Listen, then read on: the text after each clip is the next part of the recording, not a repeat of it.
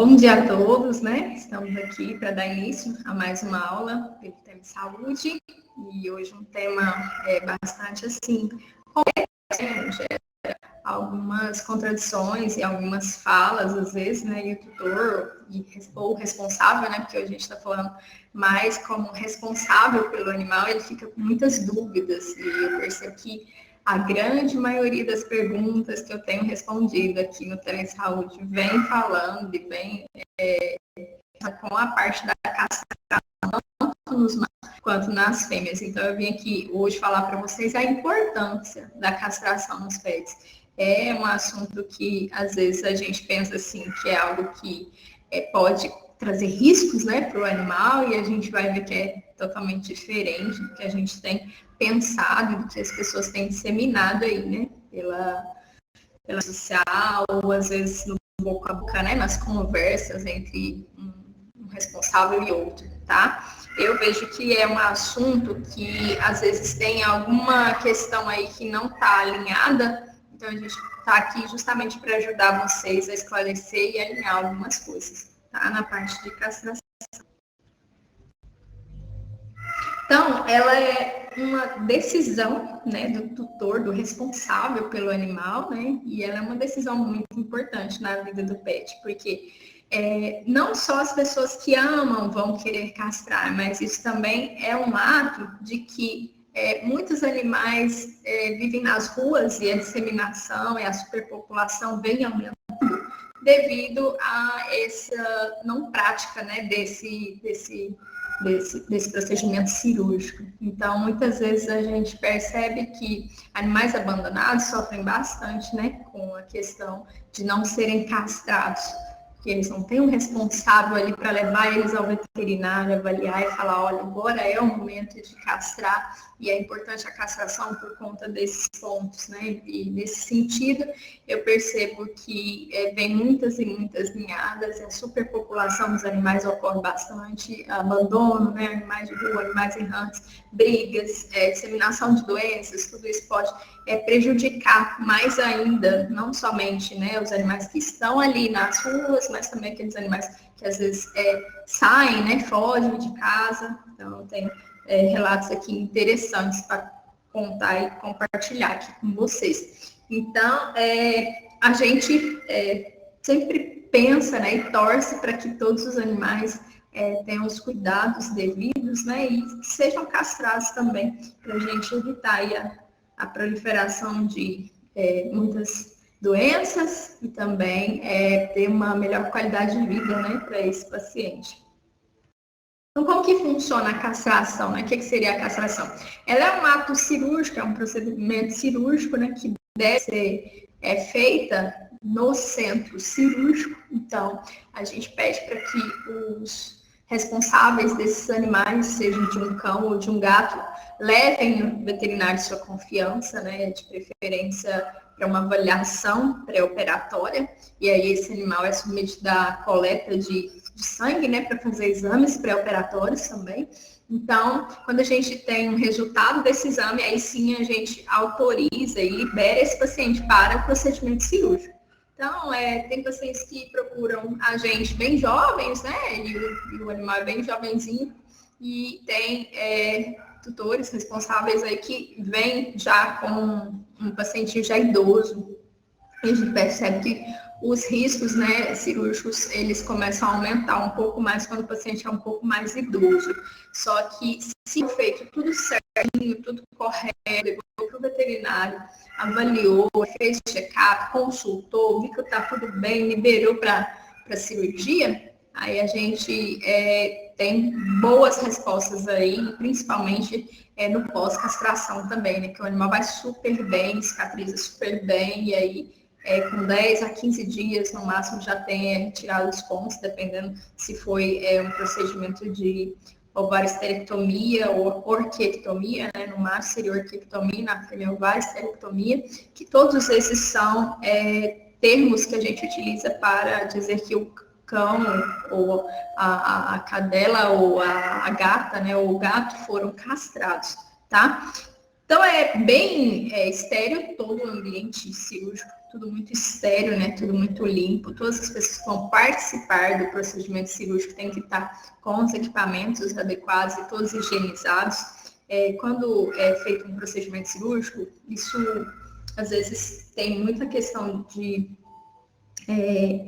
desavenças em relação a preços estabelecidos e preços, né, cobrados dentro dessa parte de procedimento cirúrgico. E muitas vezes a gente percebe que o tutor é muito enganado, né? Esse responsável é muito enganado, às vezes, por conta de questões aí de valores e se realmente tem feito um procedimento seguro, todo estéril, né? Todo limpinho. Então, procurem sempre pessoas de sua confiança e prefiram sempre que seja feita uma anestesia mais segura, né? Uma anestesia inalatória, que hoje já tem nós que deixam bem claro, com anestesia geral é um valor, com anestesia inalatória para o seu animal é outro valor. Eu prefiro sempre a inalatória com anestesistas, tá? Tudo bem mais dentro do centro cirúrgico, tudo bem equipado, para não ter riscos aí para esse paciente. Então, graças a Deus, eu não tive nenhum problema de perder o paciente durante o procedimento. Hoje eu não opero mais, né? Como eu estou na área de odontologia, então já operei. E tive muita felicidade durante o meu período de clínica cirúrgica, porque eu era muito cautelosa. Então, tem que ser muito cauteloso em relação ao paciente. E, assim, já tive experiência de pacientes jovens, média idade, né, e pacientes idosos também, que foi tudo muito bem, mas, assim, tudo minuciosamente. Paciente idoso, por exemplo, quando vai solicitar uma castração, né? Vai necessitar de uma castração. Ele tem que passar por todos os exames pré-operatórios e não somente um check-up simples, um hemograma e bioquímicas. Ele tem que fazer toda a avaliação cardíaca, se ele deu alguma opção na auscultação, a gente pede eletro, eco, às vezes até acompanhamento cardiológico, né? Então, tudo isso a gente tem que avaliar. O paciente tem uma comorbidade, uma diabetes, uma renal, isso a gente tem que juntar ali para, quando for para o procedimento, ser tudo bem tranquilo, tá? De acordo com o que o paciente ali está dizendo para a gente, né? Que ele está demonstrando e tem de doença ali junto com ele. Sempre o responsável assina um termo, a gente coloca esse responsável termo que ele está entregando o seu animal para castração, os cuidados do veterinário ali, né? Então, assim, toda cirurgia tem riscos? Tem. A gente sabe que depende de sem exposta, né? Tempo cirúrgico e tudo isso a gente tem que colocar ali como explicação, né, para o tutor já entender, esse responsável já entender que tudo isso tem que ser esclarecido. Então, assim, para os machos, eu acho um procedimento super tranquilo, porque não abre cavidade, né? A castração é algo ali que faz a retirada dos 2 testículos e aí dá um pontinho, uma sutura ali nessa bolsinha escrotal, né, do macho.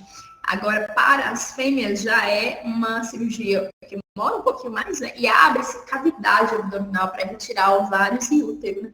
Então, tem que ser um procedimento bem mais demorado e bem mais cauteloso, né? Porque o tempo que você vai para fazer o ovário, retirar o útero, demora-se mais um pouco. Os riscos cirúrgicos são principalmente quando você tem alguma ruptura, né, alguma complicação ali, alguma hemorragia, por isso que os exames são excelentes, o animal não pode ter hemparasitose ou alguma doença que possa complicar, né, durante a cirurgia. Muitas vezes percebe assim que são uma anatomia um pouco diferente, está mais profundo, né? Quando ele deita lá na mesa e a gente vai abrir a cavidade, o ovário está um pouco mais profundo, então pode ter uma dificuldade maior. Então, tudo isso a gente já tem que avaliar quando vai levar o animal para o veterinário. Algumas clínicas cobram uma consulta porque não tem um acompanhamento do animal, né? Para poder depois fazer os exames e toda a parte aí pré-operatória para até chegar o dia da cirurgia. Alguns animais, a gente observa que quando ele está bem, está super saudável, o intuito do responsável é só a castração, a gente não tem feito a cobrança de uma consulta e sim uma avaliação desse animal já direto para a castração, devido ao custo também que fica muito elevado. São pessoas, às vezes, que não têm muitas condições e está ali só no intuito de castrar e o animal está super saudável, então o exame já vai dizer, e a gente pede para levar o animal para a gente ver se realmente tudo bem ali, tá? Então, assim, eu prefiro sempre fazer uma avaliação e uma consulta, principalmente quando é animal idoso, tá? Animal super jovem, de repente eles pedem para levar, né, para pesar, para avaliar o animal em si e já coletar sangue, tá? Então, isso depende muito de cada lugar, de cada clínica, do tutor e do animal que está lidando. Mas é isso, pessoal. Então, é um procedimento, acho que, bem tranquilo e seguro, e que, se feito de forma correta, a gente não tem tido grandes complicações, não. Ontem, a gente encaminhou uma pacientinha para cirurgia de piometra, e ela tem 16 anos e é cardíaca, e foi tudo bem, né? Então, a gente ficou muito feliz, porque essa tutora já vinha sido avisada, que eu a conheci, tem um ano, mais ou menos um ano e meio, quase 2 anos que eu a conheço. Desde que eu atendi essa pacientinha na parte de dermatologia, já está solicitado lá na minha receita que a castração deveria já ter sido ocorrida. Como a tutora ficou, não, eu tenho medo, vai morrer e tal. Aí a gente pegou e, né, respeitou, né, a opinião de vocês. Então, os responsáveis, eles são orientados por nós, veterinários, que é importante fazer e quais são as complicações futuras, né, se não castrar esse paciente. Mas a decisão de castrar é extremamente do responsável, tá, pelo animal. Então, ele que vai decidir se vai castrar ou não, o que vai fazer ou não. Aí depois, quando chega alguns problemas, né, pra gente, de emergência, às vezes tem que operar o quanto antes, aí a gente olha e fala, nossa, avisamos, né, no início sobre tudo isso. Então, tem essas questões aí que devem ser pesadas, tá? Vamos lá.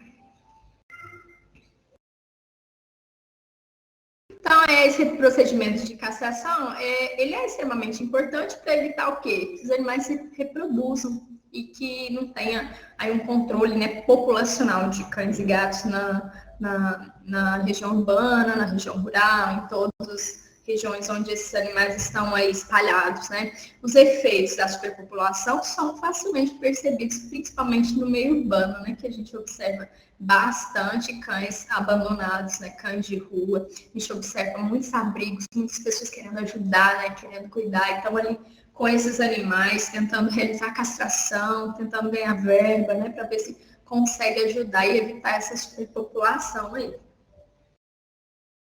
Então, como que a gente pode evitar essa superpopulação de animais errantes, às vezes, né?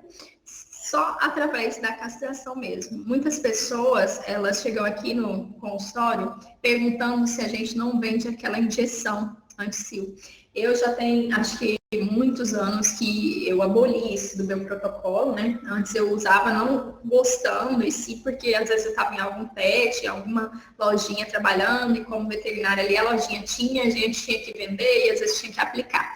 Mas tem quase 5 anos ou 6 anos aí que eu já aboli isso do meu protocolo. Então, quando chegam para mim perguntando se vende ou se tem, eu perco a venda, né, do anti-sil, não faço anti-sil e recomendo sempre a castração, porque muitas vezes foi uma cruz errônea. Não, mas eles cruzaram, não tem nenhuma medicação, além dessa injeção anti-sil, não tem nenhuma medicação que inibe, como se fosse um anticoncepcional, doutora.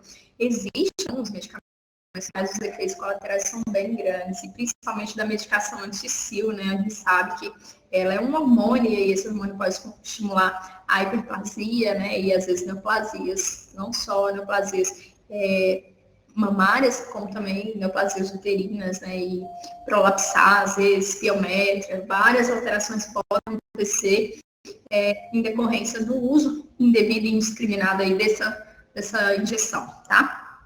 Então, desse fala, doutora, mas é muito caro castrar. Se você for fazer uma análise, quando chegar com um animal já com problemão, fica muito mais caro do que ter pagado a vacininha antes. Já acompanhei casos em que a gatinha era filhote, menos de 1 ano, e a doutora já tinha feito a primeira medicação anti-sil. Eu estava nessa clínica juntamente com um colega, um veterinário muito experiente atendendo, e ela estava com toda a alteração de hiperplasia mamária já. Então, assim, a primeira aplicação de medicação anti-sil, né, que fizeram nela, ela já desenvolveu toda a alteração de hiperplasia mamária, tudo inchada, com muita dor nos seios, né, na maminha dela ali. E isso pode, às vezes, levar um animal até um quadro mais grave, né? Pode sim, pode piorar muito. E essas hiperplasias virarem neoplasias, isso espalhar e migrar para outros órgãos, pode sim. Então, a gente tenta sempre orientar e ajudar da melhor forma possível, mas a gente não consegue, assim, abraçar o mundo, né, e falar, vamos castrar todo mundo e fazer um mutirão, porque nós também temos a nossa parte de atendimento, a gente faz um juramento, né, de que vai dar uma melhor qualidade de vida, né, para esses pacientes que a gente tem atendido, mas a gente não consegue fazer de graça também, porque tem custos, anestésicos, tem o nosso salário, né? Então, tudo isso deve ser levado em consideração. Eu acho que tem que ter uma união de todos. No final, eu vou explicar para vocês sobre essa questão. Mas essa superpopulação, ela pode sim ser evitada com o ato de castração. Então, para cada animal que nasce, outros 15, aqui é uma média, né? Eu vou explicar no outro esqueminha.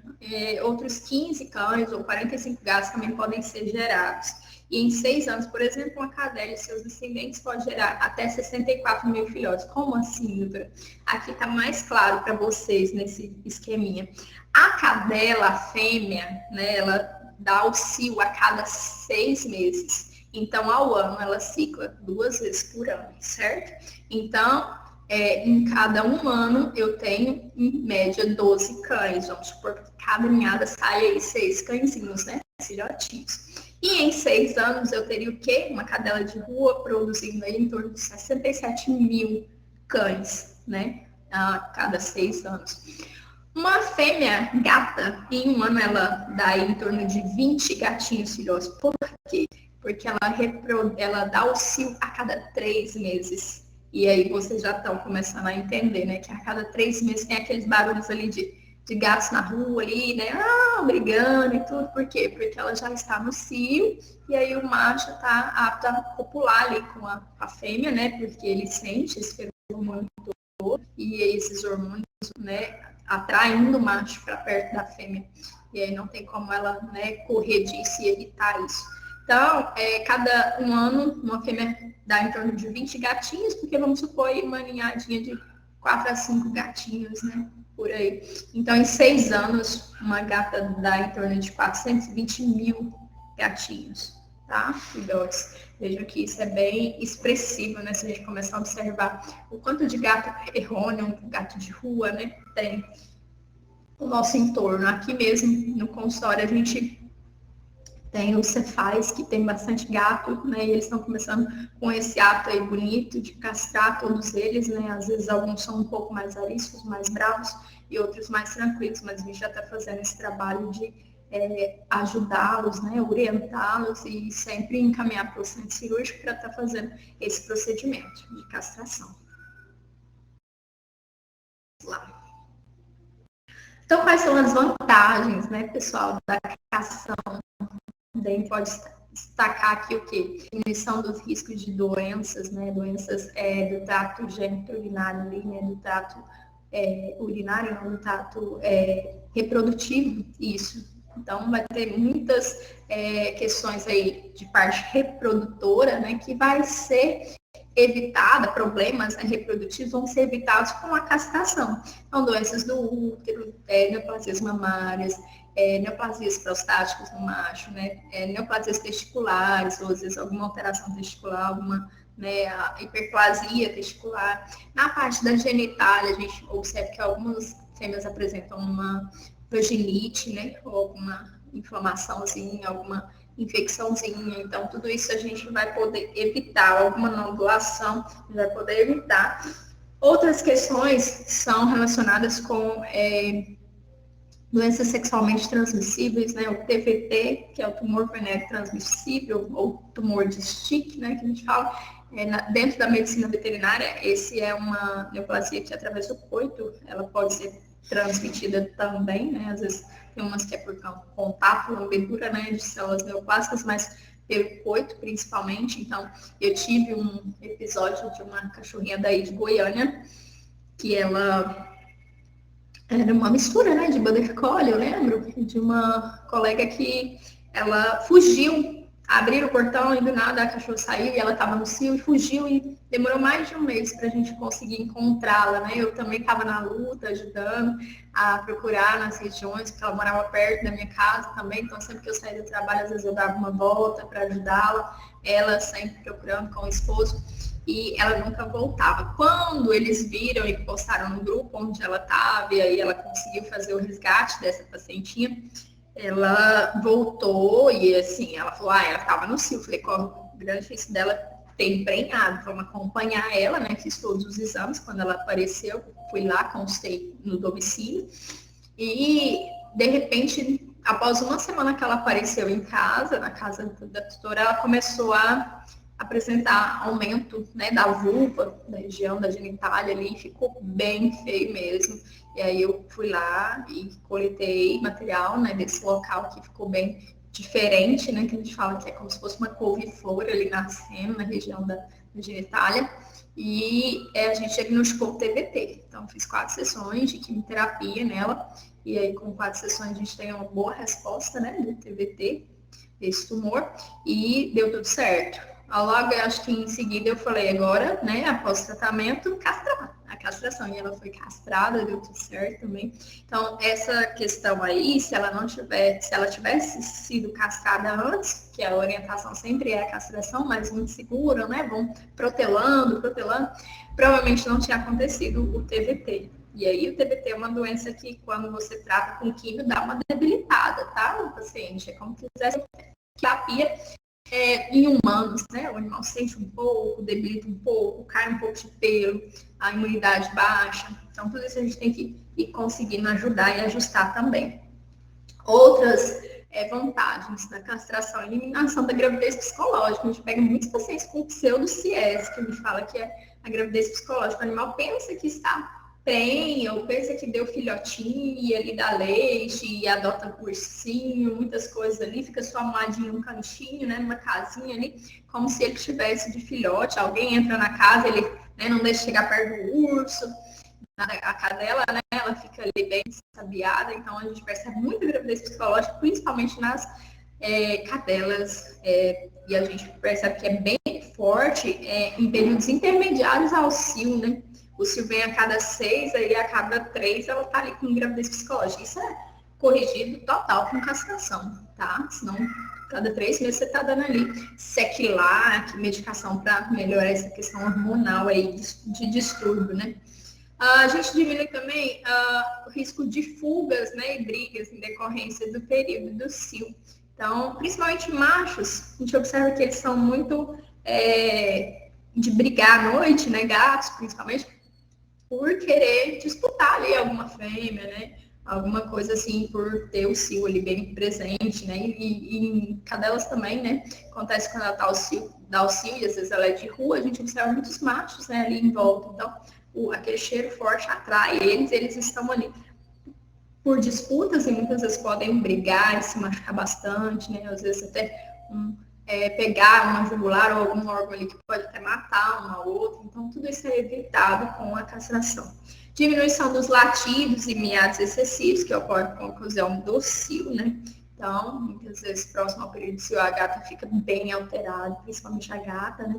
E às vezes a cadela estressa muito. Eu pego muitas cadelas que vivem na mesma casa, tipo 2, 3 fêmeas na mesma casa, e as 2, 3 fêmeas não são castradas. Então elas se alteram muito e como o ciclo vem junto, é como se fosse a mulher ciclando ali, né? Onde tem mulheres juntas ciclando, e aí começa a fazer o ciclo no mesmo momento. Então, no mesmo período, uma atrasinha da outra, vai dar o cio, que aí faz um sincronismo, né, de cio ali daquelas que estão no mesmo ambiente. E aí começa a ter as agressividades, as alterações, às vezes, de brigas, né, de ciúmes. Então, tudo isso pode estressar muito o animal também, né, e prejudicar bastante. Os machos, a gente observa que principalmente os cães e gatos machos, eles tendem a urinar mais e demarcar mais território. E quando eles não são castrados, esse hábito é com maior frequência. Então, se castrar, a gente observa uma melhora boa. Às vezes a gente fala, castrei e não melhorou. Mas castrou em qual período, né? Foi bem mais adulto ali, bem mais velhinho, né? Aí, tipo, ele já tá com aquele hábito mesmo, com aquele costume. Agora, se foi bem mais recente, há grande chance da gente não ter essa demarcação aí territorial. A outra questão, deixa eu voltar só um minutinho. Outra questão é sobre as doenças, né? Que eu tinha falado, acho que antes comentei bem rápido. As doenças, então, o risco de transmissão de doenças também é muito grande, principalmente nesses animais que não são castrados, porque aí tem um contato um com o outro, e às vezes ali, né, tentar cruzar e passa até uma sarna, por exemplo, né? Uma doença de pele, uma toxoplasmose, né? Muitas vezes pode ter muita relação nos animais, no hábito de se lamber muito, né? De estar muito próximo um do outro. No momento da cruz, eles podem estar ali se disseminando doenças e levando até para a nossa casa, né? Para dentro das nossas casas. Um animal que foi ali no convívio do ambiente intradomiciliar, saiu, fugiu. E aí, de repente, ele volta com alguma doença, né, que pode prejudicar, uma hemiparasitose, um TBT, alguma sarna, mas também que pode estar passando para nós, tá? Então, esse é um dos principais riscos também de não ter a castração aí.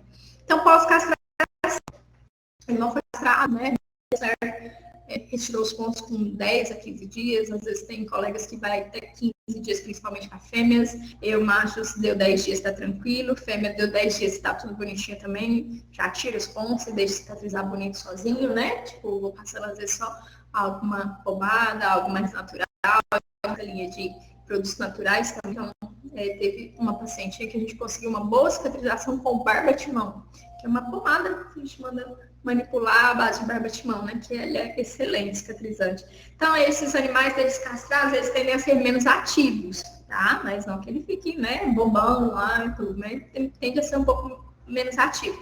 Em consequência da diminuição da atividade física, eles podem ganhar peso. Então, tem muita gente que fala, doutora, a castração engordou muito ele. Mas não é que o ato de castrar vai engordar um animal, sim a inatividade. Se você não ter aquele ritmo de atividade, passeios, da dieta certinha, esse animal não tem tendência a engordar, só se ele tiver alguma alteração de metabolismo, tá? Mas fora isso, vai tranquilamente. Então, às vezes, reduz a atividade, né, através de processo fisiológico, e o animal aumenta o consumo de alimento. Então, tudo isso pode levar um animalzinho castrado, né, à obesidade, sim. Então, é importante estar atento aos fatores, né, e escolher uma dieta adequada para os animais que desenvolvem obesidade por causa da castração. Os que já estão na obesidade, a gente, para manter, às vezes, um período de terapêutica de dieta, né, por mais ou menos uns 3, 4 meses para fazer um acompanhamento. Tem várias rações no mercado, rações light, rações de obesidade. Eu tenho visto que a Satiety também é uma linha ali de rações que está indo super bem também, né, para redução de calorias. E é válido ressaltar que apenas uma pequena parcela de cães desencadeia um ganho de peso, né, após a castração. Então, esse procedimento ele é muito mais benéfico do que prejudicial. Tá? A gente tem que pesar na balança ali o conjunto como um todo dos prós e contras, né, e ver que realmente ela tem muitas vantagens e pode ajudar e salvar ainda mais, né, esse paciente de doenças futuras. Então, para gatos a gente já vê muito, né, na linha comercial aí de rações, a dieta para gatos pós-castração, né, a ração específica para o gato castrado, para já não fazer com que ele engorde tanto, né? Isso aqui vai evitar com que ele engorde tanto. Já é uma ração estabelecida para o gato castrado, porque as rações de filhotes, por exemplo, se eu for dar ela para um gato castrado, a quantidade de energia, de proteína, de carboidrato dela é muito maior. Isso que um gato filhote, ele gasta muito mais energia do que um gato adulto ou castrado, né? Então tem que ser específica. Então, a gente sempre tem que estar olhando essa linha.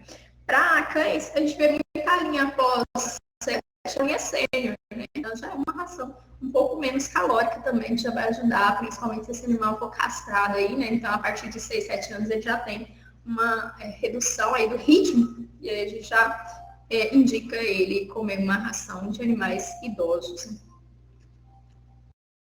Então, a castração é sim um assunto muito sério, porque ela não envolve só nós, veterinários, e vocês, tutores, né?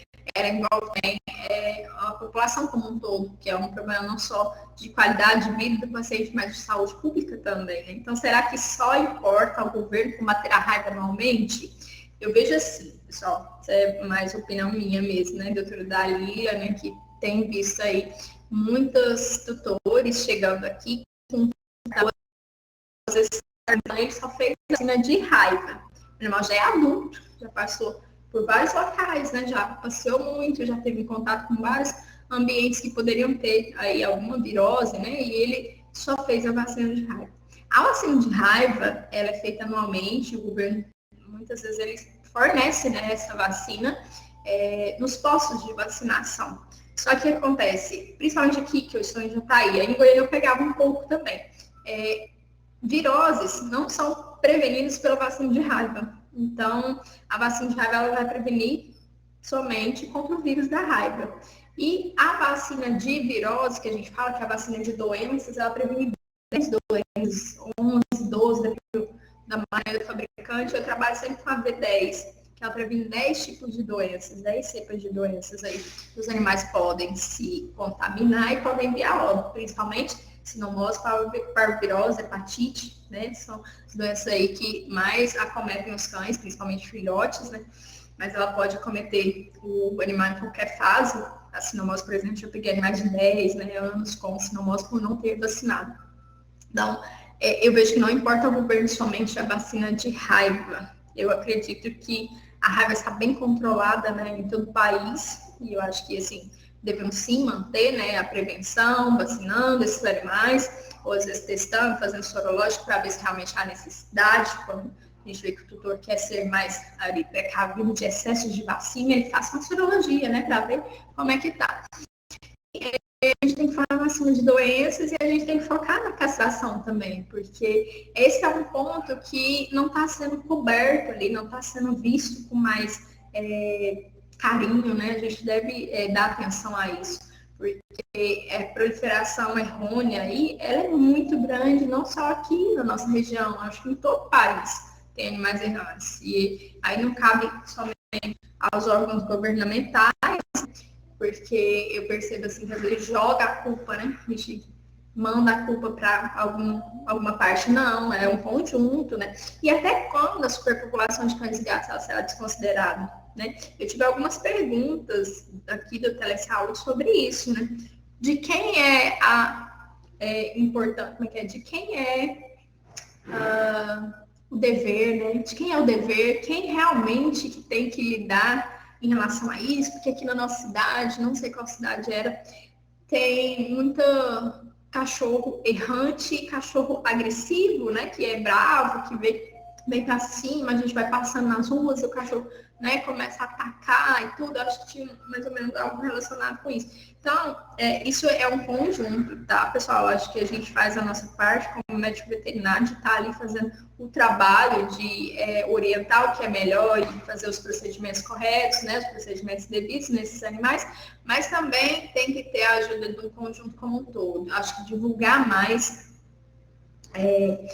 sobre essa questão da importância da castração, porque não adianta a gente criar uma lei para punir algo. Por exemplo, hoje a gente vê que esse ano foi estabelecido que é crime o maus tratos aos animais a partir de abril, né? Que foi o abril laranja. Eu até gravei um vídeo sobre isso no meu Instagram, falando sobre essa questão aí, de que se você faz maus tratos, pratica maus tratos nos animais, é crime, né? Então, nessa parte aí, vai punir se estiver fazendo maus tratos, se não estiver cuidando, pegando e abandonando, né? Só que assim, sobre a castração, a gente está disseminando mais a importância dela, a gente está orientando, né? Acho que é esse que é o ponto. Vamos divulgar mais, não só nas redes sociais, ali numa igreja, em algum local que a gente esteja indo, né? E acho que isso não depende só de nós, depende do conjunto.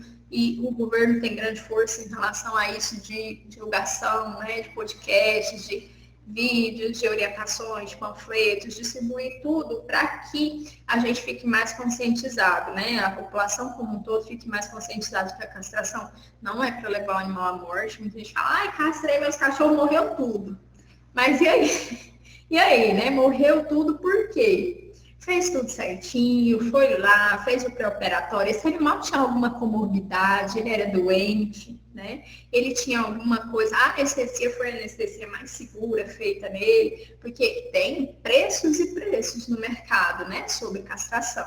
Aí cabe a você, né, querer o melhor para o seu pet, tá? Então, tudo isso a gente tem que pensar. Quando vai fazer uma castração em massa, se não faz exames, o animal morreu, tem alguma coisa aí que foi pulada, né? Alguma etapa que foi pulada. Foi feita toda uma avaliação, né? Pesou esse animal, fez tudo na dose certinha, tudo correto, com os procedimentos, né? Pré-operatórios corretos e de toda a esterilização durante a cirurgia. Então, tudo isso tem que ser avaliado, pessoal. Porque eu vejo muita gente falando mal de castração, só que elas não conhecem a fundo o que é realmente uma castração e como deve ser feito e quem procurar, né? Às vezes procura as pessoas erradas. E existem muitas pessoas maldosas também. A gente lida muito com isso na TV, de pessoas que às vezes cobram preços absurdos e não fazem o procedimento correto. Isso existe também. É muito triste dentro da nossa classe, né? Mas isso também existe, então a gente tem que ficar mais atento. Muitos anos atrás, em Goiânia, eu atendi uma cliente que passei os valores de castração, porque eu não tinha centro cirúrgico, eu operava sempre no centro cirúrgico de colegas, que eu sempre atendi em consultórios veterinários, e o preço de aluguel de centro cirúrgico, com tudo, né, equipado, com anestesista, não fica tão legal, né, o valor fica um pouco puxado, e aí ela preferiu optar por um preço mais em conta. E nesse preço mais em conta, a cachorrinha dela chegou feliz, andando e saiu morta. Então, isso a gente fica assim, analisando. Foi feito algum exame, né? Tava tudo certinho com ela. Era uma paciente idosa, então aí que a gente ficou mais receiosa. Por que não procurou, né? A consulta, a avaliação certinha para fazer tudo. Então, tem que pensar bem, né? E é uma decisão, só que uma decisão muito importante de vocês, responsáveis por esses animais. Então, não adianta criar a lei para punir que o maus trato, para punir que isso, né, dá errado, se a gente não tem mecanismo para conscientizar de que é importante a castração, a gente precisa divulgar mais, a gente precisa falar mais dessa importância. Eu fico muito triste quando eu pego uma pacientinha fêmea de piometra. Ela tem 6, 7 anos e ela tá com um piometra enorme, que é uma infecção do útero enorme. Eu falo, gente, cadê que ela passa aqui pelo centro cirúrgico, pela parte clínica da veterinária aqui, ninguém orientou essa mulher. E muitas vezes a pessoa fala, doutora, mas ninguém me falou que ela tinha que castrar, e ela sempre estava sempre boazinha. Gente, tem que castrar, e se possível, no início. Deixa eu ver se eu falo mais adiante sobre essa questão aí da castração. Tá. Vocês vão falar no final, eu falo com vocês. Quem que perpetua mais, né? Quem que dá mais aí, quem que, tipo, estimula mais a essa superpopulação? Seriam os machos ou as fêmeas? A gente sabe que seriam as fêmeas, os machos. Por quê? Porque as fêmeas, elas ficam 2 meses paradas gestando, né? E aí o macho, ele tem esse tempo o ano todo para poder sair, procurar fêmea e cruzar, sair, procurar fêmea e cruzar. Então, enquanto a fêmea está ali 2 meses, né, gestando seus filhotes, e o macho está continuando o seu ciclo, procurando mais fêmeas e cruzando. Então, isso deve ser analisado no ponto de que, quando você tem animais em casa, tem muitas dúvidas, eu caço macho ou a fêmea primeiro? O macho é um preço bem mais tranquilo, bem mais razoável para vocês do que a fêmea, e tem essa questão, se às vezes castra o macho vai ficar ansioso ali, né? Tipo, querendo cruzar muito. Então, o ideal é castrar sempre os dois, tá? Aí vai em um, depois faço o outro, às vezes, pela questão do custo, e já vai castrando toda a galera. Eu não falei da parte comportamental, né, pessoal? Muitas vezes eu pego pacientes que não são castrados, que desenvolvem alterações dermatológicas, que é queda de pelo, falha, né, bilateral, às vezes, ou unilateral, por excesso de hormônio. Às vezes vem com o testículo, né, a parte ali do pêndulo ali, que é a parte que recobre o pênis do macho, por exemplo, ele é mais penduloso para baixo, e aquele idoso, né, que vem com uma parte bem pendulosa, você fala, nossa, ele deve ter alteração de excesso de hormônio. Esse é um paciente que já teria sido castrado há muito tempo. Então, a gente pega muitas essas alterações de cruzar com a perna da visita, cruzar cursinho, tudo isso, a gente percebe que é por excesso, né, de hormônio ali nesses pacientes, eles estão querendo dizer para vocês, né? Precisa ser castrado. E aí a pessoa fala, ai, que bonitinho. Não é. Eles estão sofrendo, tá, pessoal? Eles estão sentindo.